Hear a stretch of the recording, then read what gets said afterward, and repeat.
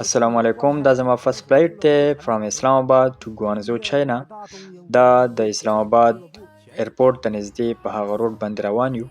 موږ به عنقریب راورسېدلو اسلام آباد ایرپورټ ته اور تاسو ته انشاءالله د ایرپورټ انسایډ انټیریر هم شو کومه او چې څه موږ سره کېږي هغه هم در سره شو کومه. نو دا تاسو مخامخ لیدی شئ دا اسلام آباد ایرپورټ دی. دلته په لاست کې پکچرز وغیره هر څه موږ د ټولو سره واخیستل، سلام کلام مو وکړلو، خیرباد مې ورته وویلو. بیا دننه لاړم د امیګریشن آفس نه دننه ورغلو نو ویټینګ هال کې ناست یو. هلته حاجیان صاحبان هم ناست یو، حاجیانو صاحبانو د حج او روانو د حج دپاره دغه شان په انتظار ټایم کې د مونځ ټایم هم راللی.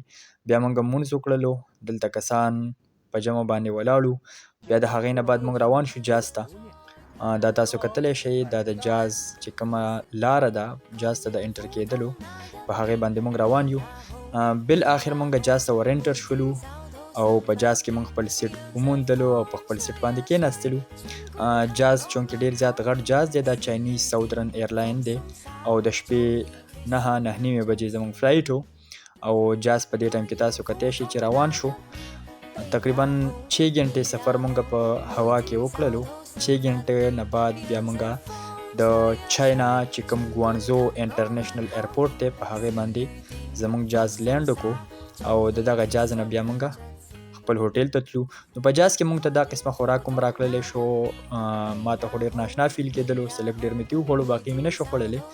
اور دا تاسو اوس کتی شئ موږ په دې ټایم کې راورسېدلو ګوانزو ایرپورټ ته.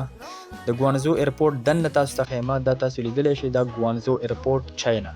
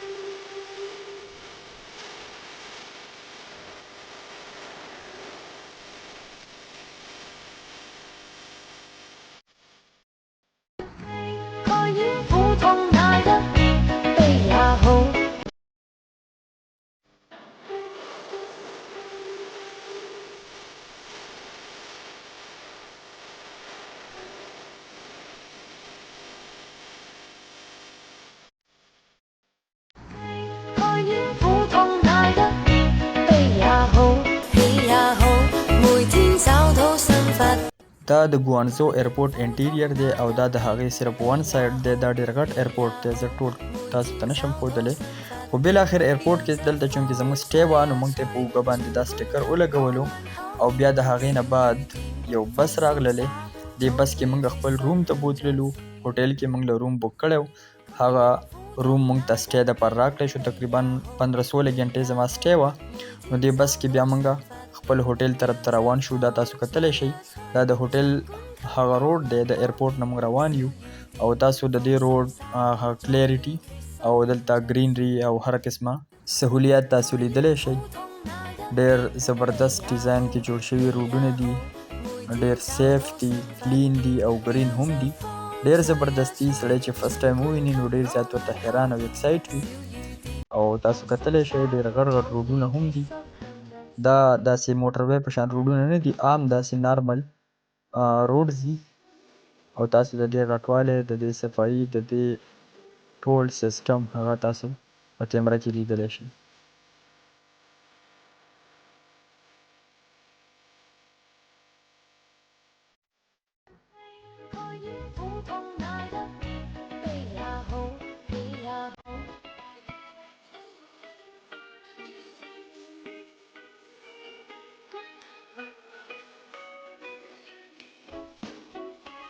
نو بالاخر موږ خپل هوټل ته راورسېدلو. دا زموږ د هوټل فرنټ دی، هغه روډ دی. تاسو د هوټل دا بلډینګ هم لیدلی شئ.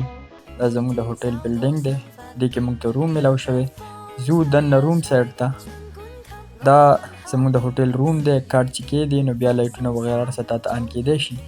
تاسو کتلی شئ دې سره اټیچ واشروم، باتروم، هر څه هغه فیسیلیټیز موجود دي. ایر کنډیشن، اټومیټک دغه شان تاسو د کمرې انټیریر هم کتلی شئ. 2 بیډز دي چونکې موږ 2 فرینډز یو نو 2 بیډز یې موږ ته راکړه او ډېر زبردست صفایانې ډیلی د دې روم صفایي کیږي، ډیلی دې ته بیډ شیټې وي، د دې بلانکټس وي هغه ډیلی دې ته چینج کوي او ډیلی دغه شان صفایا هم کوي. تاسو بهر هم کتلی شئ، بهر ویو هم ډیره زبردست ده. نو دلته مونږ 15-16 ګنټې سټې وکړه. د هغې نه بعد بیا د ګوانزو ایرپورټ نه مونږ نامچانګ ایرپورټ ته تللو، هغه در سره بیا شیر کوم انشاءالله.